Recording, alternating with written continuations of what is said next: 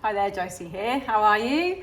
Thank you for joining me. I'm talking about perfection today. So by far, all this podcast stroke blogcast be perfect, right? And it's all about giving ourselves permission to just fly under the radar of being perfect, because there is a lot of stress and anxiety that results from this constant desire to kind of, nail everything and to achieve some peak ideal goal or performance level.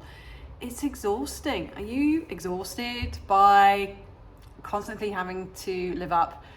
I mean, not even just to other people's expectations. Like, I know for me personally, it's my own level of expectation.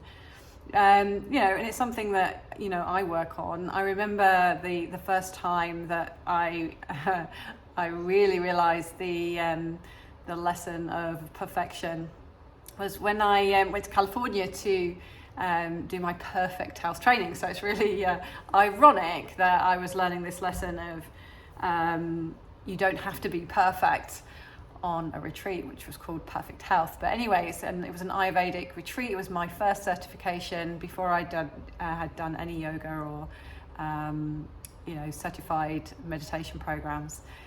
And I was so desperate to come across as this kind of model student with it all kind of covered. I've worked hard. I do tend to go all in on everything that I do, and there is this kind of real desire to show that I mean business, and that I can take on all the information and process it in a way that makes sense. And I'd really done my homework, and I got this massive binder with all my teachings, all my class plans, ready to deliver, ready to show that I knew my stuff. Trawled that 5,000 miles across the planet, and then I just remember my first workshop was with the head of the yoga program at the Chopra Center, and her name's Claire Diab, New Jersey lady, has this really strong New Jersey accent, and we all got drawn, right? We all got drawn as to which teacher we were going to have to present to, and I was kind of like, oh my god, if it's Claire, I'm going to be so intimidated. And anyway, guess what? I got drawn Claire's name. And there was a moment when one of my fellow participants was like, well, I'll go with Claire if you don't want to. I'd be quite happy to present in front of Claire. And I just clawed that moment back and had a little bit of courage and said, no, this is a really cool opportunity. And so I ended up presenting to Claire, and with all my notes, and getting really hung up on being perfect and wanting to make sure I'd covered all the material and that I could show, that, as I say, I knew what I was talking about, and I didn't want to miss anything. And I was just so stressed out and anxious that it clearly came across. And her parting feedback for me was lose the notes, Josie, lose the notes. And I'll never forget. I can't do a New Jersey accent, but it was really. I can hear it in my head now, but you don't have, and the message was, don't try so hard, it's not about being perfect. And in fact, we're more interesting with all our kind of foibles and flaws and interesting quirks, and, everything's kind of, needs to have this kind of layer of filter, right? We're filtering everything. We're filtering ourselves, and I think it's so important to lose the filter, be yourself, show your weaknesses, show your flaws, show the good and the bad and the ugly. And perfection is a real crippling it's a really crippling thing to kind of hold yourself to. So yeah, I just wanted to talk about that because, like, for example, in class, you know, it's often a real barrier to practice because we think we have to be perfect. And it can cause a lot of fear, it can cause a lot of lack of confidence. I think personally that it puts people off even coming, and that's one of the reasons I've put together a free course, and it's quite a meaty course, which is for the starter yogi, right? It's a starter course. It's called what's it called? Oh, I can't remember what it's called. I've got it written down somewhere. Not perfect. Yeah, No More Nerves. No More Nerves, Find Confidence from Day One starter course, which I've created to help people get over those kind of perceptions about coming to a yoga practice, and one of them being this idea that they've got to be perfect, they've got to be able to be flexible. You know, if you think that you need to be flexible in order to come to a yoga class, you know, most of us are going to write out most of the population. So there's lots of things in yoga that can be intimidating for someone who's not sure of themselves and you know, has this deep-seated desire that they're not going to do anything unless they can be perfect at it first, which is kind of crazy when you think about it. So yeah, and in particular I was thinking about meditation, and like, you know, it's the classic one. Either it's I'm not flexible, or I can't sit still, I can't meditate. You know, and it's these like cut and dry statements that people make about themselves. And the truth is, in my experience anyway, everyone can achieve a certain amount of flexibility, everyone can achieve a certain amount of stillness, but it's just in the consistency of the practice. And also the goal is not, at least in yoga, it's not that outcome of a perfect posture. And it's in the refining, and it's in the process of doing that we also get a lot of the goodness of our practice. So, for example, in meditation, like, people think if they're having thoughts during meditation, the practice is imperfect and therefore it's a waste of time. And the truth is, like, most of us, right?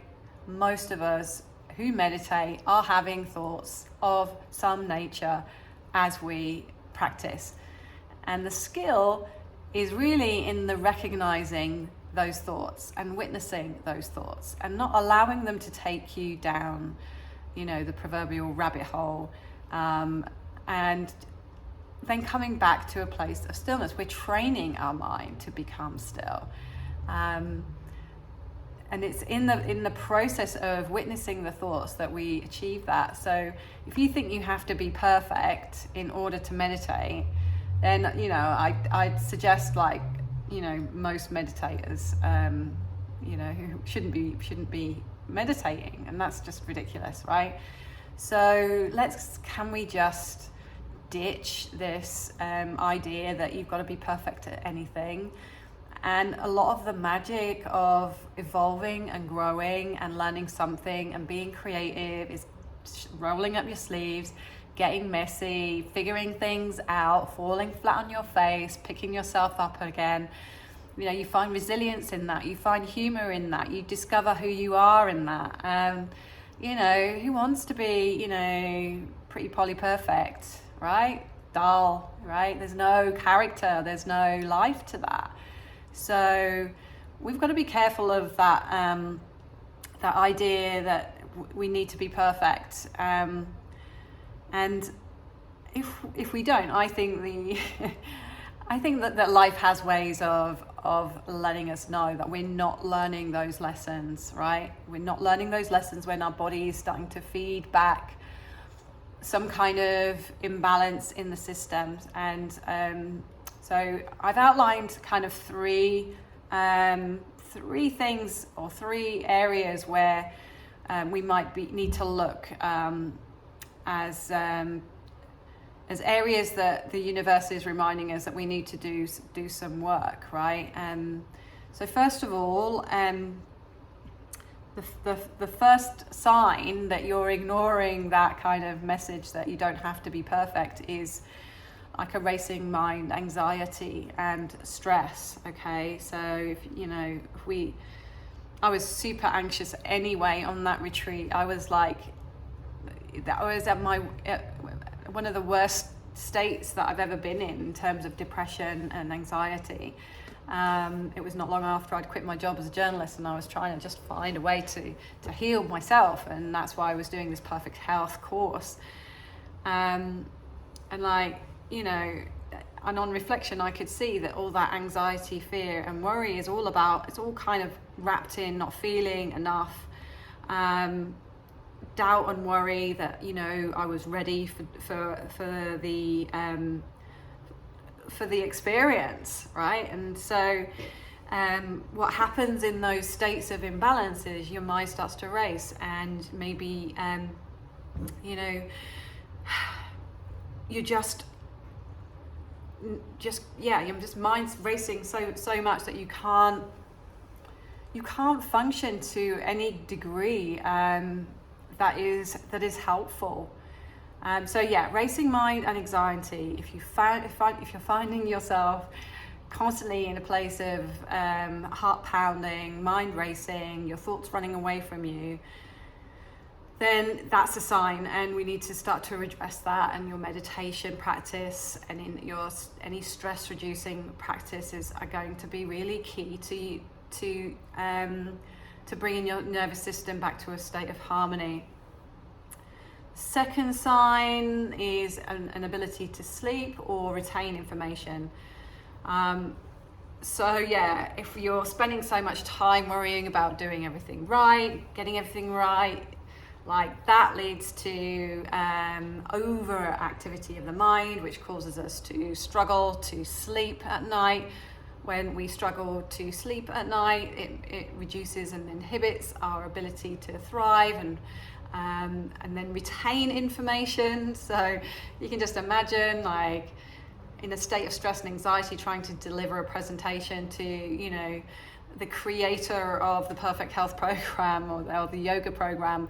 That's just going to be a recipe for disaster, and ultimately a recipe for disease, because we know that stress is one of the fundamental causes of most chronic modern day diseases right now. So these are the seeds that we plant for illness in the future. So we really need to learn these lessons. Like, perfection is not a good thing. And then this kind of third sign that you may be ignoring the lesson of perfection is that you're constantly looking for external validation. So, we all want to, I'm a classic people pleaser. I'm constantly looking for, that approval from others that this is okay, or I'm okay, or this is good enough, or I'm good enough. And it's really not a great place to come from, because if you're constantly seeking your validation, your value from external things or people or comments that other people make, it's very rocky ground, because you've got to find those external sources for your own sense of self-worth.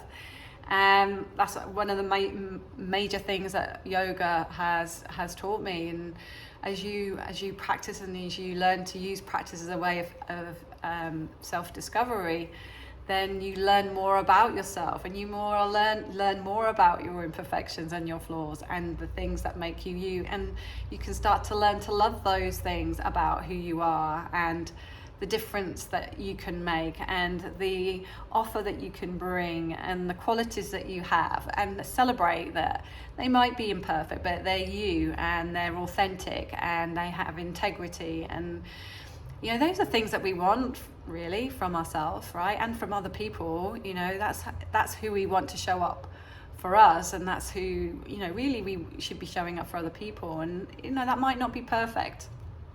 Okay, so if you're starting to like always need that external validation, that could be a sign that the universe is throwing you a lesson. You don't need to be perfect. You don't need to look for that external validation. Go inwards, use your practices, meditate, get embodied, you know, in your practices, feel your body, know your body, understand when it's feeding back messages that you should really be paying attention to. And then we can start to really up level and learn to thrive and make those choices that are right for us, and not just be kind of trying to please others for the sake of getting some kind of validation that we're good enough. Okay, so if you want to get started on your yoga journey, and if you're worried about that whole notion of being perfect, I really want to encourage you to let that go. And more than that, I've actually created this course for you. No more nerves. Find confidence from day one. This is a starter kit which includes videos, it includes audio, it includes PDFs. It's going to overcome all those obstacles that get in the way of you finding the confidence to come and just explore yoga as this amazing practice with a whole scope of tradition and technology and methods that will help you to overcome those things that are causing you to feel any imbalance in your life, whether that's stress and anxiety from the desire to be perfect, or anything in your life that is causing things to not feel right? It's like this inner knowing that something is not quite right, and you might need to just go a little bit deeper, work with our bodies a little bit more, stabilize our minds a little bit more to figure out what that is, and then really bring some energy to what it is that we need and what it is that we want, and move forward from that energetic level. So if you would like to get your hands on that, the details will be in the show notes, so please do go and grab yours. And the podcast is also supported with a little blog post. You can have another read, and please feel free to join the conversation, share what you feel about perfectionism, and have you had experiences where you've kind of like had to learn this lesson that there's no need to be perfect, because our stories help other people to just show that it's all good. All right. Okay. Well, thanks for listening or watching wherever you're from, and I'll see you next time. Bye-bye.